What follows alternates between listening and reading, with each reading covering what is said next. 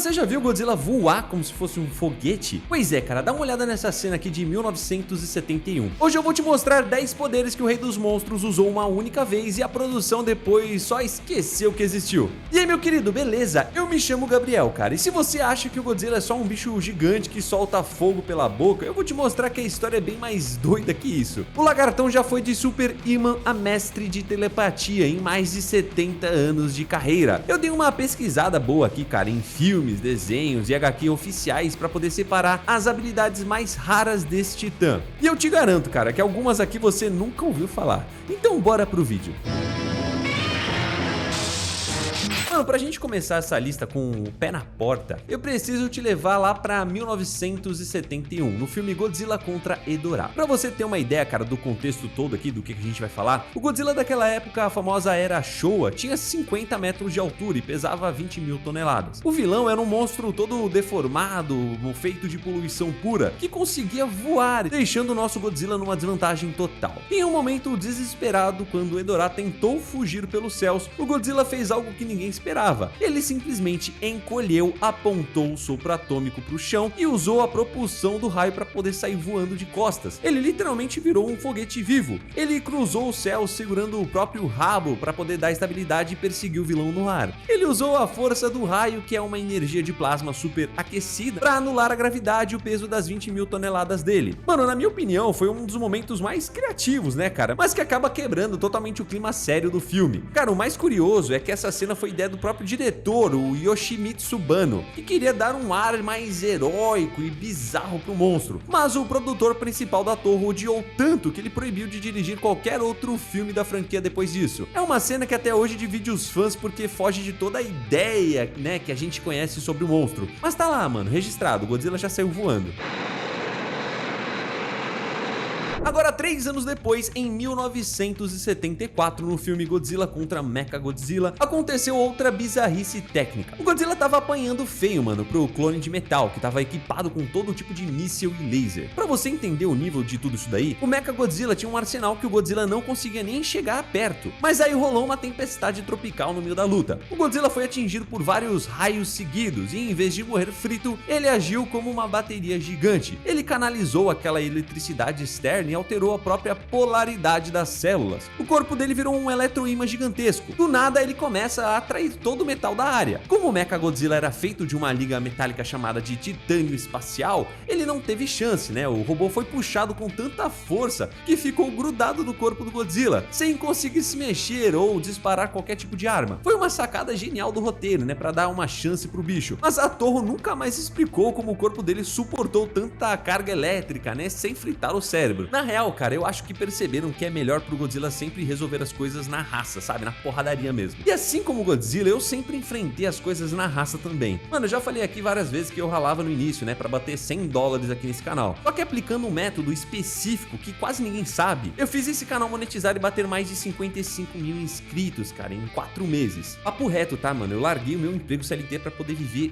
disso daqui. Ganhar em dólar e trabalhando em casa. Tudo aconteceu porque eu tive acesso ao Mestres do Algoritmo. O curso te entrega tudo, mano, sem enrolação, sabe? Pra você aprender desde escolher os nichos que mais pagam até criar canais dark sem precisar aparecer. Eu não ia estar aqui à toa falando isso pra você, inclusive você pode dar uma olhada no canal, cara, e você vai ver a prova disso lá. E mano, eu consegui um desconto exclusivo pra quem é inscrito. Se você quer parar de perder tempo e começar a ver dinheiro de verdade caindo na sua conta, clica agora no link que tá aqui na descrição e no primeiro comentário fixado. E vai ser feliz, cara, com seu canal no YouTube de sucesso. Agora vamos voltar pro vídeo, mano, falando dos poderes bizarros do Godzilla. Cara, se você cresceu assistindo o desenho animado, talvez você até se lembre da versão da Hanna-Barbera, né, de 1978. Esse Godzilla era bem diferente dos filmes japoneses, sendo muito mais como um protetor da humanidade. Uma das coisas mais estranhas que ele fazia era disparar lasers vermelhos direto dos olhos. Não era bafo atômico saindo por cima, tá? Eram raios finos de precisão, bem no estilo Superman mesmo, sabe? Essa decisão foi tomada porque na época os desenhos americanos tinham uma censura pesada sobre violência e fogo. Então lasers laser acabou parecendo um pouco mais limpo para os padrões da TV. Ele usava isso para poder atingir pontos fracos de outros monstros ou até para poder fazer trabalhos manuais, tipo soldar peças de metal, sabe? Ou abrir buracos em montanhas. Nos filmes da Toho, a energia atômica do Godzilla é sempre concentrada no estômago e disparada pela garganta, o que faz mais sentido para um reator nuclear, né? Ter energia saindo pelo nervo óptico é algo que só aconteceu nessa animação, e essa versão acabou sendo deixada de lado porque foi considerada boazinha demais, né? Pro tom mais pesado que o monstro costuma ter. Ainda nessa vibe do desenho da Hanna-Barbera, teve uma vez que o Godzilla mostrou que não precisa só da boca para poder atacar. Numa luta contra uma criatura chamada de monstro magnético, o Godzilla acabou ficando com a boca presa, mas ele não se deu por vencido, né? Ele disparou labaredas de fogo purinho, direto pelas narinas, como um tipo de espirro, né, incendiário que acabou pegando o inimigo de surpresa. Isso é curioso, porque mostra que o sistema respiratório dele é todo interligado com essa câmara, né, de queima interna. Mas pensa bem, mano, se ele fizesse isso nos filmes, ele provavelmente queimaria os próprios tecidos nasais, né? Foi uma solução de emergência que os animadores criaram para poder sair de um beco sem saída no roteiro. Essa técnica de usar o nariz como lança-chamas nunca mais apareceu, ficando como uma das curiosidades mais escondidas da fase clássica dos anos 70. Agora, mano, pulando pra 1993, na era Heisei, a gente tem o Godzilla contra o Mechagodzilla 2. Aqui, cara, esse gigantão, ele já era uma montanha de 100 metros de altura e pesava 60 mil toneladas. Os humanos criaram uma arma de choque que eram cabos que perfuravam a pele do Godzilla e mandavam uma carga elétrica gigantesca direto pros órgãos internos dele, tentando até fritar, né, o segundo cérebro que ele tem na base da cauda. Sim, cara, ele tem 2 cérebros, tá? Pra você que não sabe ainda, pra poder ele coordenar o corpo todo, né, do tamanho que ele precisa de 2. O que os humanos não esperavam é que o Godzilla pudesse inverter o fluxo dessa energia. Em um momento de dor extrema, ele usou o próprio corpo como um condutor e mandou uma descarga de energia nuclear de volta pelos cabos. Isso não só interrompeu o ataque, como sobrecarregou todos os computadores do Mechagodzilla, fazendo o robô explodir por dentro. Foi uma demonstração de controle de energia fora do comum. Ele transformou um ponto fraco numa arma fatal. Mas como esse sistema de cabos de choque nunca mais foi usado contra ele, essa técnica de reversão acabou ficando guardada lá na gaveta. Mano, agora essa aqui é pra quem gosta de teorias mais estranhas. De volta ao filme do Hedorah em 71, existe um personagem, né, um garotinho, Ken Yano, que afirma o tempo todo que consegue ouvir o Godzilla. Cara, pra você entender, o filme sugere que o Godzilla enviou mensagens telepáticas pro menino, explicando como o monstro da poluição funcionava e o que precisava ser feito pra poder derrotar ele. Diferente de outros monstros, como a Mothra, que usa as fadas, né, pra poder se comunicar, o Godzilla sempre foi um bicho solitário e fechado. Isso é muito fora da curva, saca? Ver ele tentando bater um papo mental com o humano quebra totalmente o que a gente conhece. Alguns fãs dizem que o garoto era só um fã, mas as dicas dele eram precisas demais para ser só consciência. A Toho nunca chegou a confirmar se era realmente telepatia, talvez para não deixar um monstro humano demais, sabe? Mas ficou essa pulga atrás da orelha. Foi a única vez que o Rei dos Monstros tentou ser um mentor, sabe? Via conexão mental.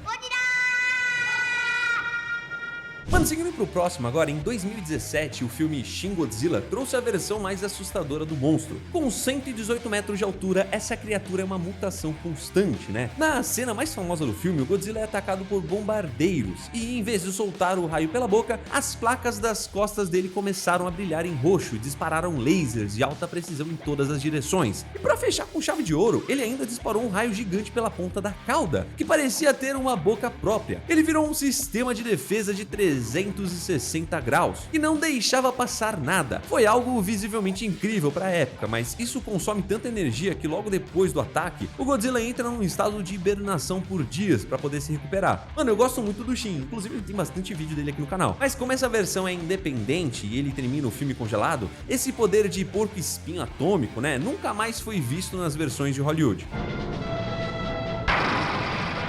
Cara, seguindo pro próximo, na série de anime Godzilla Singular Point de 2021, a gente conheceu o Godzilla Ultima. Essa versão não é apenas um animal, né? É uma criatura de outra dimensão que ignora as leis da nossa física, saca? Tipo o Void Ghidorah. Quando ele vai usar o sopro atômico, ele cria vários anéis de luz na frente da boca, parecendo um acelerador de partículas moderno. E tudo isso graças a uma energia de uma substância chamada arquétipo. Ou seja, esses anéis servem para poder puxar energia de outras realidades e até do futuro, duro para poder deixar o golpe mais forte. Ele distorce o espaço-tempo para que o raio dele seja muito mais potente do que o normal. É uma parada muito científica e difícil de explicar, tá, mano? Ele não tá só cuspindo fogo, né? Ele tá disparando uma falha na realidade. Como essa versão do monstro opera numa lógica de física que não existe nos filmes tradicionais, esse visual de anéis de energia ficou só nesse anime mesmo.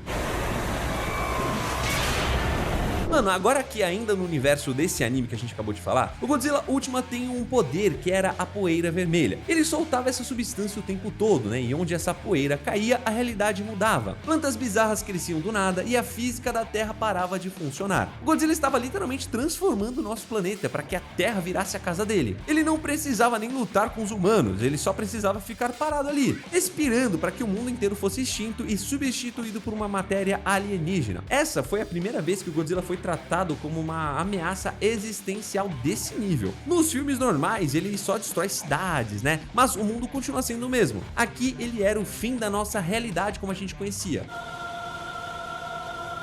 Mano, agora aqui pra fechar a lista com chave de ouro, eu preciso te falar de uma das HQs mais incríveis, tá? O Godzilla no Inferno, que é o Godzilla in Hell. Eu adoro demais, cara. Nela, o Godzilla morre e vai pro inferno, né, mano? Pro andar de baixo. Lá ele enfrenta demônios e versões zumbis dos seus antigos inimigos. Em um momento lá da história, ele é atacado e completamente devorado por uma nuvem de morcegos demoníacos. Parece o fim de tudo pra ele. Só que a vontade do Godzilla é tão grande que mesmo depois de ser comido, ele assumiu o controle da mente de cada um daqueles morcegos. Os bichos começaram a se juntar e formaram o corpo do Godzilla de novo. Só que agora ele era feito de um enxame vivo. Nessa forma, cada morcego disparava um raio atômico, criando um ataque de milhares de lasers ao mesmo tempo. E ele acabou voltando à vida usando o próprio corpo dos demônios que tentaram matar ele. É o feito mais bizarro de toda a história do bicho, cara. Mas como ele tava no plano espiritual, isso acabou nunca acontecendo nos filmes. Mano, eu vou ficando por aqui. Fique com Deus. Um abraço a nós.